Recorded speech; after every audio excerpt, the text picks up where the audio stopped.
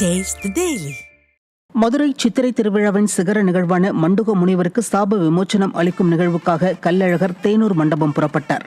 கள்ளழகர் வைகை ஆற்றில் பச்சை பட்டுடுத்தி எழுந்தருளியதைத் தொடர்ந்து திருமஞ்சனம் செய்யப்பட்டு பின் சைத்திரயோபசாரம் நடைபெற்று ஏகாந்த சேவையில் எழுந்தருளிய கள்ளழகர் சேஷ வாகனத்தில் வைகை ஆற்றின் மையத்தில் மக்களுக்கு மரியாதை செலுத்தும் வகையில் தேனூர் மண்டகப்படி நோக்கி புறப்பட்டார்.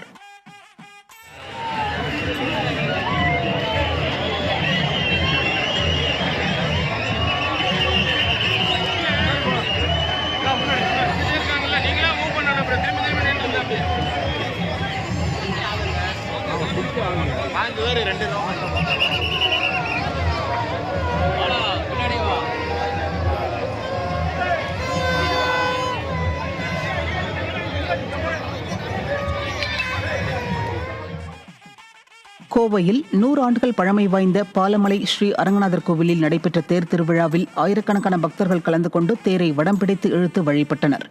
சித்திரை தேர் திருவிழா கடந்த மே 6ஆம் தேதி கொடியேற்றத்துடன் தொடங்கியதை அடுத்து நாள்தோறும் சிறப்பு வாகனத்தில் பெருமாள் எழுந்தருளி வீதி உலா வந்து பக்தர்களுக்கு அருள் பாலித்தார். முக்கிய நிகழ்ச்சியான திருத்தேர் வைபவத்தையொட்டி சிறப்பு அலங்காரத்தில் பெருமாள் திருத்தேரில் எழுந்தருள அங்கு திரண்டிருந்த பக்தர்கள் நூற்றுக்கணக்கானோர் வடம் பிடித்து இழுத்து வழிபட்டனர்.